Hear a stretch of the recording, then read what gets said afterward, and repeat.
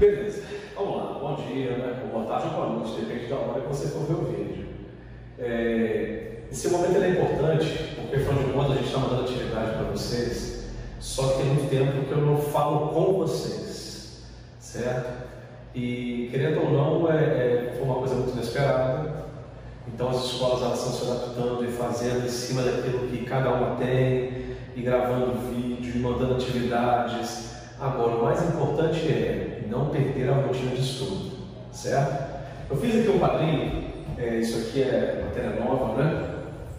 Que a gente não pode parar. Então, o que acontece? A gente vai falar da Terra, planeta Terra. E quando a gente fala da Terra, mais ou menos aí 4,5, 5 bilhões de anos de idade, aí você pensa assim, tem a teoria do Big Bang, a gente nem costuma trabalhar muito em geografia, trabalha mais em ciência, explosão cósmica, a formação dos planetesimais, aí formaram as bolas incandescentes. Essas bolas incandescentes, elas foram se resfriando de fora para dentro. Por isso que nós temos a estrutura que está aqui. Nós temos a crosta terrestre, ou também pode ser chamada de litosfera, ou superfície terrestre, é a casquinha do planeta Terra. A casquinha, o que é mais fininho. Tanto que eu não coloquei aqui, mas o livro que vocês têm, de 30, 70, alguns autores falam até mesmo 100 quilômetros de espessura. Mas isso é fininho, porque se você for da crosta até o núcleo da Terra, são mais de 6.000 quilômetros. E quando a gente fala de Terra, existem dificuldades muito grandes para conseguir chegar em grandes profundidades. Principalmente por causa do calor, a temperatura muito elevada, a pressão altíssima e a resistência das rochas. Porque quanto mais quente e maior a pressão, a rocha ela acaba tendo uma resistência maior. Tanto que no subsolo, em áreas muito profundas, é muito comum encontrar diamantes, que tem que ter essa característica de temperatura e pressão para você ter o diamante. Para ter ideia, você pode pegar um grafite, mudar a temperatura e pressão e transformar o grafite no diamante, carvão, cabelo, cinzas de uma pessoa. Então você pode pegar a cinza da sua mãe e fazer um diamante, fazer uma negocinho para você, olha só que doideira. Então, nós temos a crosta terrestre, o manto, que é a astelosfera, é o magma. Magma, lá, sabe então? É o manto, certo? E, por fim, um núcleo que pode ser chamado de NIF. Por que NIF? Porque, segundo os cientistas, a composição básica do núcleo da Terra é níquel e ferro. Beleza? No livro está mais destrinchado, por exemplo, tem um núcleo externo e tem um núcleo interno. O núcleo interno dizem que a pressão é tão grande, a temperatura é tão elevada que ele chega a ser sólido, de tanta pressão que existe ali. E a temperatura básica do núcleo é de 5 a 6 mil graus Celsius de temperatura. Por isso que tem a lava, por isso tem o magma, porque essa temperatura faz com que esse material fique amolecido. Inclusive, não é essa parte agora, depois eu vou falar sobre isso, por causa desse calor, é que a Terra se quebrou em vários pedaços, formando o que chamamos de placas tectônicas. Cada pedaço desse da crosta é uma placa tectônica, ou seja, um bloco de rocha gigantesco. Os livrinhos de sexto ano falam que é como se fossem jangadas de pedra gigante flutuando sobre o magma. E como o magma está se movimentando, que são as correntes de convecção do magma, como o magma está se movimentando, as placas se movimentam também, que são os movimentos das placas tectônicas. Por isso que nós temos o tectonismo e o vulcanismo. Onde a lava sai pressionando, empurrando a placa, você tem vulcanismo, e quando a placa se choca, ou se separa, ou desliza uma ao lado da outra, nós temos os grandes tremores da Terra. Tem até aquela perguntinha que se faz, algumas pessoas acabam errando: no Brasil acontecem terremotos? Sim. Já morreu gente no terremoto? Sim. Uma pessoa morreu, certo? Então, no Brasil ocorrem tremores de pequena magnitude, porque o Brasil está no centro da placa, o Brasil está distante da borda. Já o Japão está entre 3 placas tectônicas, completamente diferente. Então aqui é a estrutura básica da Terra, certo? Aí quando nós falamos de estrutura da Terra, nós temos que lembrar da estrutura geológica que compõe o nosso planeta. Nós temos 3 estruturas.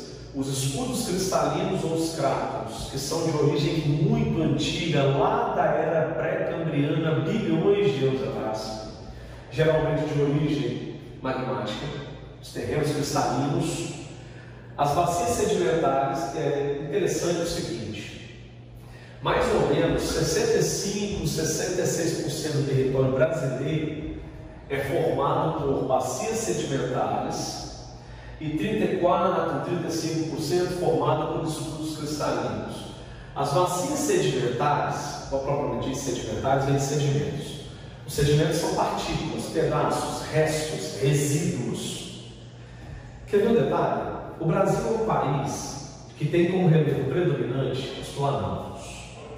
Os planaltos são terrenos não tão altos, mas aí se fala 200 metros em média para cima, onde você tinha montanha. Essa montanha foi sendo desgastada pelo processo erosivo e sendo aplainada, certo? E os sedimentos que estavam ali foram levados para a parte baixa do terreno, aterrando. De forma grosseira a gente fala aterrando, né? Mas não é aterrar logicamente, é a formação das bacias sedimentares, que se formaram pelo acúmulo de sedimento ao longo de milhares e milhões de anos. Existem bacias sedimentares mais novas, sedimentação mais recente, e existem as bacias sedimentares de formação muito antiga. Os escudos cristalinos sempre vão ser antigos. As bacias sedimentares podem ser novas ou antigas, certo? E os dobramentos modernos, que também podem ser chamados de cadeurogenéticas. Olha só, dobramentos terciários são no Brasil. Nós não temos esse tipo de formação. Os dobramentos modernos são as cadeias de montanhas, como por exemplo a Cordilheira dos Andes, o Himalaia, os Alpes da Europa, certo? Então, esse tipo de formação ocorre quando as placas tectônicas se chocam. E quando elas se chocam, você vai ter uma dobra, vai dobrando a Terra, formando uma cordilheira. Para ter ideia, entre o Peru e a Bolívia, tem o lago Titicaca. Eu não lembro agora qual altitude, quantos mil metros de altitude está. É um lago alto. Aquele lago era fundo do mar, mas quando bateu, levantou a terra e esse lago foi para lá em cima, 3, 4 mil metros de altitude. Percebe? Então, ó, antigos podem ser novos ou antigos, e esses são novos. São dobramentos modernos, recentes, novos. Tudo bem, quando a gente fala de geologia, novo é 1 milhão de anos. 1 milhão de anos são novos. Beleza? 100 mil anos é um bebê. Certo? Tranquilinho? Logicamente que aqui a gente faz um resuminho, mas tudo está na matéria, bonitinho, na apostila, nas apostilas, tudo tranquilo. Tipos de rochas. Nós temos 3 tipos de rocha básicas. Logicamente, quando você fala rocha, você tem todo o processo de formação de uma rocha, o ciclo da rocha.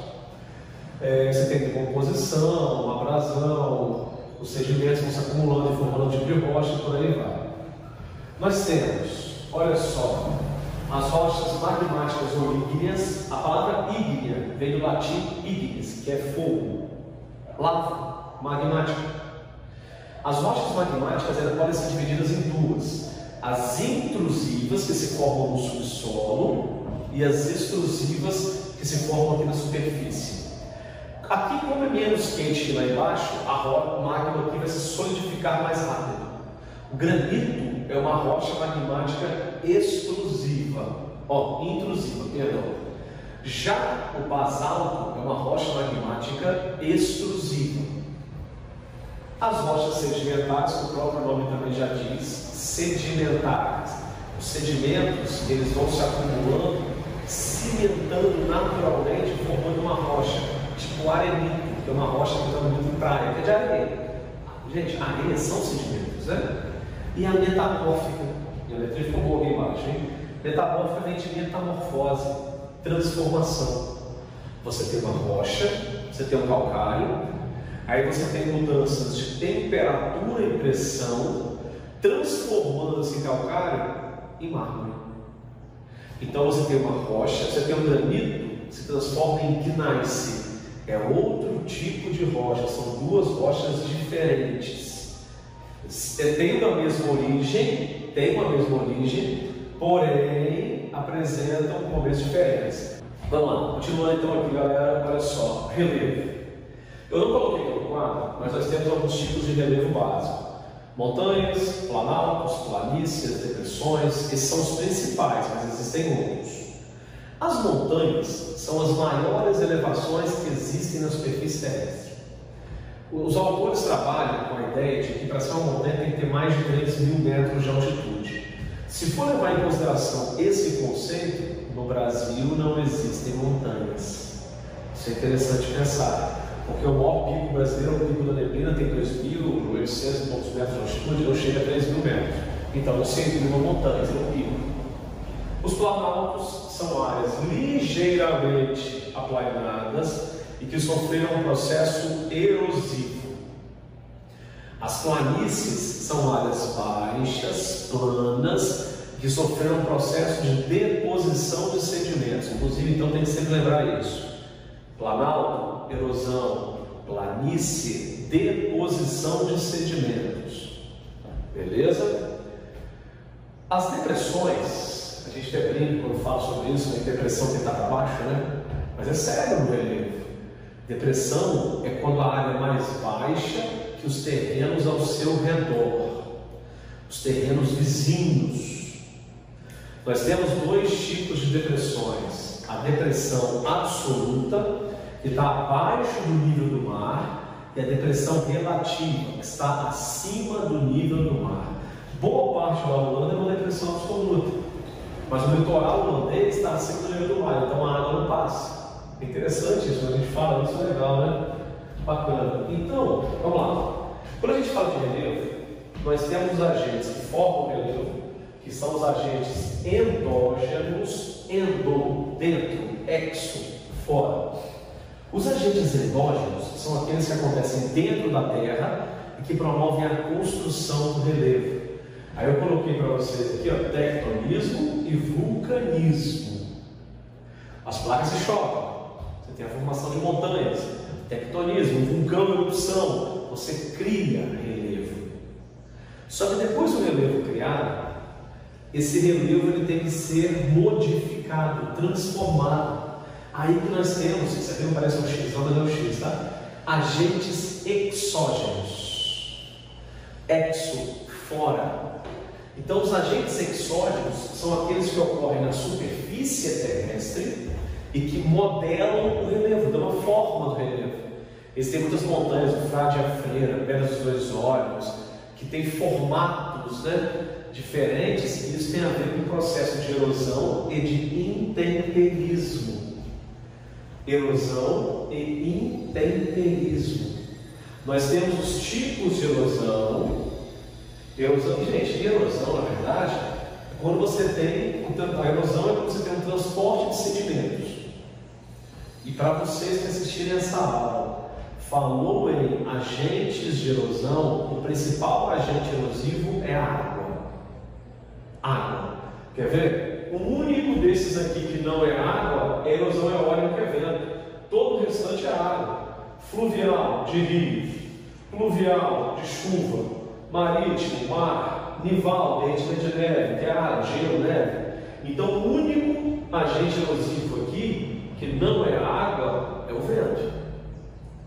Certo? Então a água, tanto tem aquela expressão antiga, os outros avós falavam, água mole, pedra pura, tanto bate, até fura, e é real, existe mesmo isso. O processo erosivo da água é uma coisa fenomenal. A gente observa muito bem isso, quando tem as catástrofes, chuvas, e morre gente, sai destruindo tudo. A água tem uma força fenomenal.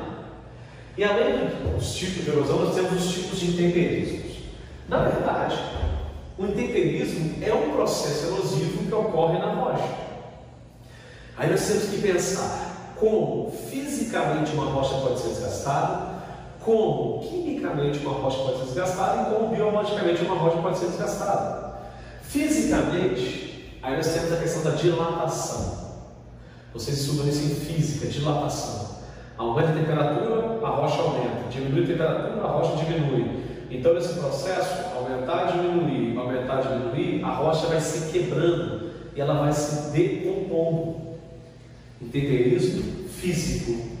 O químico, quimicamente, o principal agente químico é a água. Na água existem fungos, bactérias, e quanto mais a água consegue penetrar na rocha, maior o processo de intemperismo químico. A água é o principal agente. Existe também as espécies de animais, urina, mas a água é o principal. Onde a água infiltra mais, o intemperismo químico vai ser maior. Beleza? E o intemperismo biológico.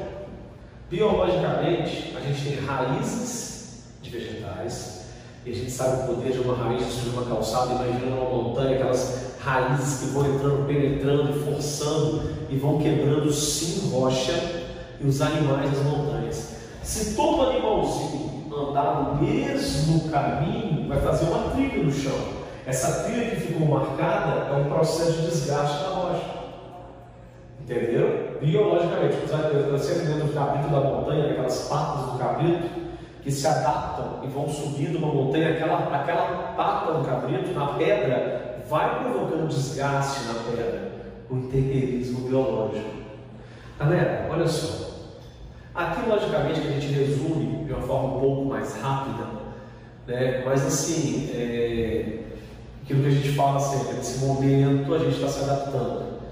Então, semana que vem a gente grava uma nova aulinha para vocês, beleza? E fiquem na paz, que Deus ilumine a todos. Boa semana.